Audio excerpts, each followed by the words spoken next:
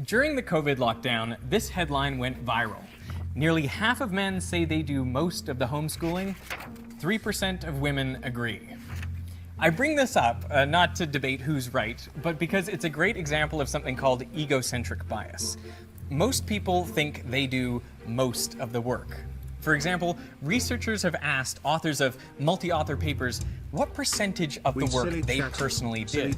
And when they add up those percentages, the sum is on average 140%. When couples are asked to estimate how much of the housework they do, the combined total is almost always over 100%. Now, you might think this is because people want to appear more helpful than they actually are, but that's not it. When couples are asked what fraction of the fights they start or how much of the mess is theirs, the total is again over 100. People think they do more of the work, but they also think they cause more of the problems. So why is this?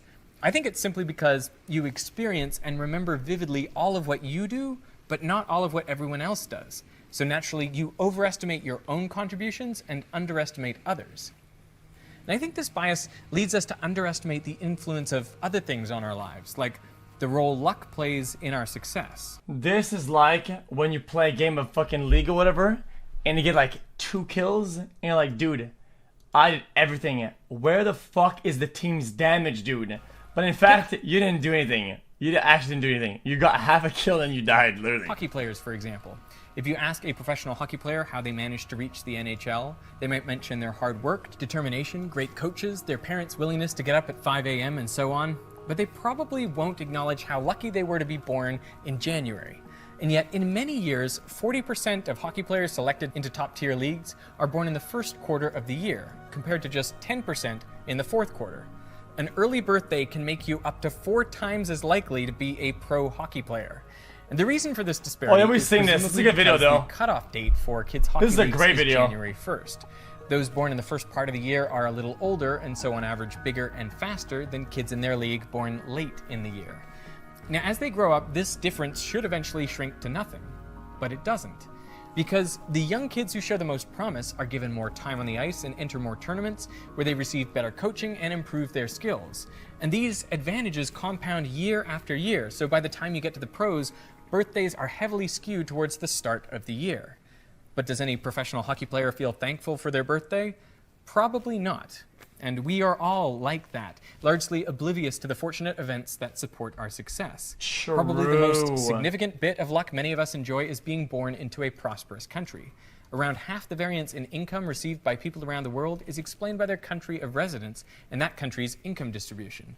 If you were born in Burundi, for example, which has the world's lowest gross national income per capita of just $730 a year, it doesn't matter how smart or hardworking you are, you're unlikely to earn much as an adult. Now, many people get offended if you point out how big a role chance plays in their success. And I get it. If we are just a product of our circumstances, then our hard work and our talent seem to count for nothing. People think it has to be either skill or luck that explains success. But the truth is, you need both. Take these 8 track and field world records. All the athletes who achieved these records are obviously world-class, extremely dedicated and talented, and yet when they achieved their world records, 7 out of 8 had a tailwind. Now, these athletes all had the ability to win a gold medal, but to set the world record required a bit of luck as well. The importance of luck increases the greater the number of applicants applying for just a few spaces. Tailwind. Consider the most recent class of NASA astronauts. From over 18,300 applicants in 2017, only 11 were selected and went on to graduate from the astronaut training program. Now, we can make a toy model of the selection process. I would. Let's assume that astronauts are selected mostly based on skill, experience, and hard work, but also, say, 5% as a result of luck, fortunate circumstances. For each applicant, I randomly generated a skill score out of 100, and I also randomly generated a luck score out of 100. Then I added those numbers together, weighted in the 95-5 ratio to get an overall score. This score represents the selector's judgments, meaning the top 11 by this metric would become astronauts. And I repeated this simulation 1,000 times, representing 1,000 different astronaut selections. And what I found was the astronauts who were picked were very lucky. They had an average luck score of 94.7. So how many of the selected astronauts would have been in the top 11 based on skill alone? The answer was on average only 1.6. That means, even with luck accounting for just 5% of the outcome, 9 or maybe 10 of the 11 applicants selected would have been different if luck played no role at all. Yeah, but that's because it compounds, right? Right? When competition is fierce, being talented and hardworking is important, but it's not enough to where that margin is the difference, right? Guarantee success. You also need to catch a break. Largely, I think we're unaware of our good luck because by definition, it's not something we did. Like the housework done by your significant other, it goes unappreciated. And yes, because there's so many, exactly. So at the end, you need your contestants to be very smart and very lucky. And if not, then they can't make it in just because of that factor, right? Here's the crazy thing. Downplaying the importance of chance events may actually improve your probability of success. Because if you perceive an outcome to be uncertain, you're less likely to invest effort in it, which further decreases your chances of success. So it's a useful delusion to believe you are in full control of your destiny. I mean, if I had known how bad I was when I started YouTube, or how much work it would take, I might have given up right then. Welcome to Veritasium, an online science video blog. Now, there may be another benefit to overlooking your lucky breaks. Dude, he looks actually cooked. It makes it easier to... Now, there may be another benefit. Why does he look so high? Veritasium, an online science video blog. Now, there may be another benefit to overlooking your lucky breaks, which is it makes it easier to justify your place in society. If you have a lot of wealth or power, you can just chalk it up to your own intelligence, effort, and perseverance. It makes it easier to accept inequality. In one experiment, participants were put in groups of 3 in small rooms to discuss a complex moral problem. And one person in each group was randomly designated the team leader. Half an hour later, the experimenter came by with 4 cookies for each team. So who got the extra cookie? In each case, it went to the team leader. Even though they had no special aptitude, they didn't have extra responsibilities, and they'd gotten their position through chance alone. Once you have achieved a certain status, it seems natural to feel like you deserve it, and all the other good things that come your way. Now, this is just an anecdote, but whenever I've been upgraded to fly business class, I've always observed the worst behavior in my fellow privileged passengers. They just act so entitled and uncourteous. And research has found evidence for this as well. In another experiment, participants were asked to think of a good thing that happened to them recently. And then one group was asked to list their own personal qualities or actions that made that good thing happen. Another group was asked to list external factors beyond their control. How does that mean? I fly economy premium, and I use the fucking seat with the bullshit that say if things start exploding, do you agree that you're gonna help? And I have to sign yes, I will help, or some bullshit. Yeah, that literally that led to the event. And a control group was simply it gives you more leg room, dude. I always choose that for shit. Completing this task, if shit were to explode, fuck no, I wouldn't open the door. Participants were told they would be paid $1. But at the end, they were offered the option to donate some or all of the money to a charity. Results showed those who listed their own personal attributes contributed 25% less than those who listed external factors beyond their control. I'm just kidding. Now, think of what all this means for people in our society, specifically for people in positions of power, like business leaders and politicians. Now, undoubtedly, most of them are talented and hardworking, but they have also been luckier than most. And like most of us, they don't realize just how lucky they are. And this gives them a distorted view of reality. They're kind of living in a form of survivor bias. All these leaders have worked hard and ultimately succeeded, so to them the world appears fair. In their experience, it rewards hard work. But what they don't have is the experience of all the people who have worked hard and failed. So what are they to make of people less successful than themselves? Well, the natural conclusion is that they must just be less talented or less hardworking. And this perspective makes them less inclined Wait, is that what? I don't know what you said. work. But what they don't have is the experience of all the people who have worked hard and failed. So what are they to make of people less successful than themselves? Well, the natural conclusion is that they must just be less talented or less hardworking. And this perspective makes them less inclined to be generous, to give back. And they are the ones who set the rules for how society operates. Guys, that is literally the opposite of me. I was fortunate enough, dude, to stream twice. You guys don't know this, okay? I used to be a streamer in French. Literally.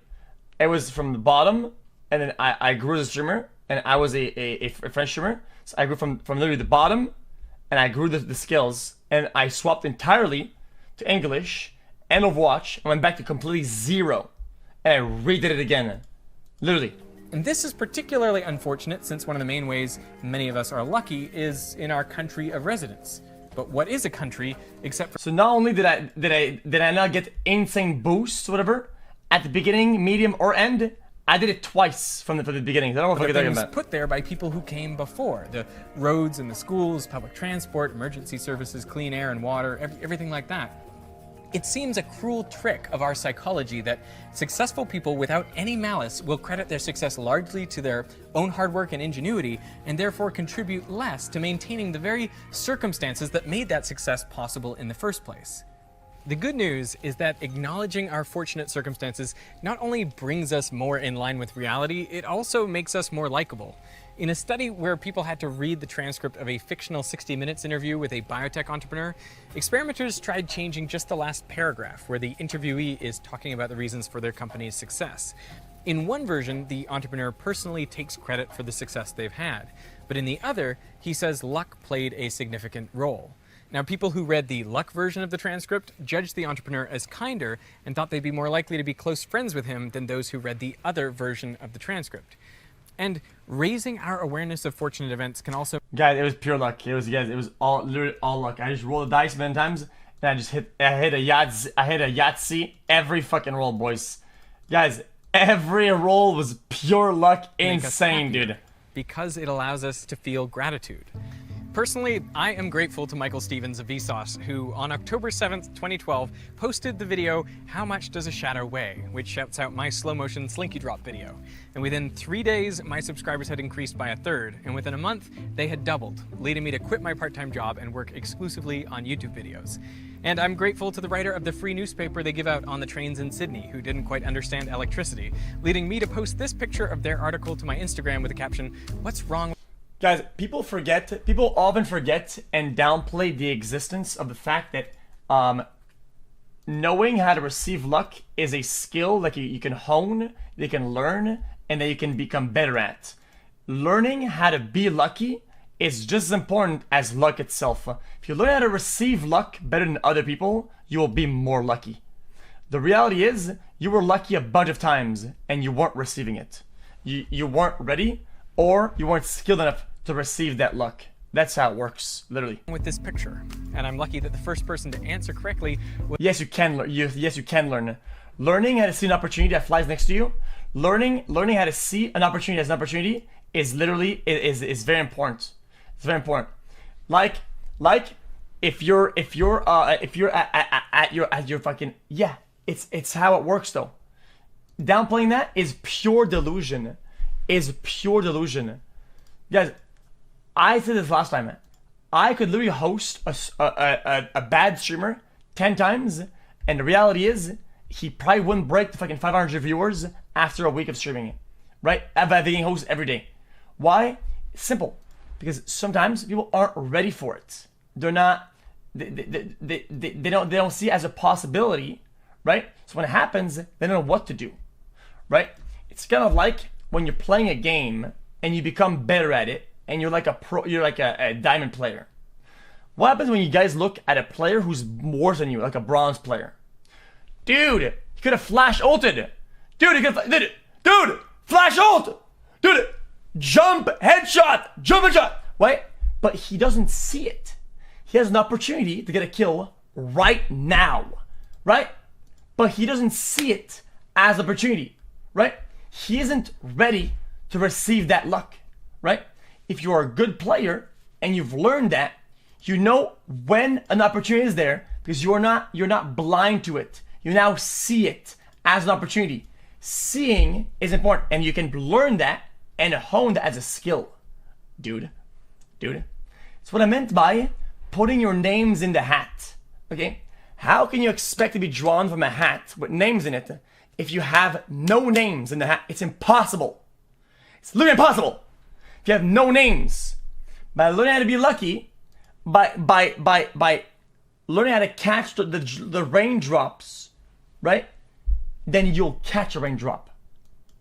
But if you're inside all day, what are the odds of you getting a raindrop on your head? 0%. Zero. You will never get a raindrop. And it's often the people who stay inside all day, who complain that they're not getting raindrops, that everyday people out there are only in certain positions because they got raindrops, or they got a lot of raindrops, when in fact, they were stuck inside all day, never ready, never prone to get a raindrop because they're a bunch of fucking bitch ass hoes. That's who. Bitch ass suckers do that shit. Bitch ass suckers do that. I hope you guys don't do that. Don't do that. Don't be like that. Was a beautiful woman who became my future wife. Yep, that is how I met your mother. Now, initially, I wanted to make this video just to say our circumstances and psychology conspire to make us oblivious to our own luck. And this leads successful people to view the world as fair and those less successful than them as less talented or less hardworking. And this is before you factor in any discrimination or prejudice. But it also became apparent to me that I should talk about what to do if you want to be successful in such a world. And I think the best advice is paradoxical. Yes, that is a skill. Okay? Imagine a world, dude, where you were lucky like 10 times that would have been life-changing and you were too fucking dumb to see it as an opportunity and you completely missed it. Imagine that. Imagine you're about to fucking die, okay, you're like 80, 90 years old, and I tell you, hey man, let's do a review of your life here, man. I got the stats here, man. There was 12 times where you could have made it, you could have went hard, and you didn't. You were lucky, but you were too much of a dumb fuck to get it. How would that make you feel? How would that make you feel? How would you feel if you got those stats? I mean, you'd feel like garbage. First, you must believe that you are in complete control of your destiny and that your success comes down only to your own talent and hard work.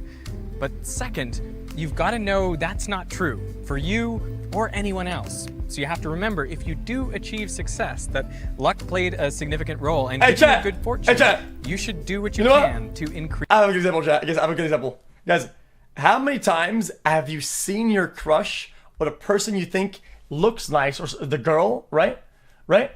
And you saw her, right? And you didn't say anything, and they just gone. They gone. You never saw them again, never whatever, right? You were lucky enough to find that cool person, and they were right there. And what did you do?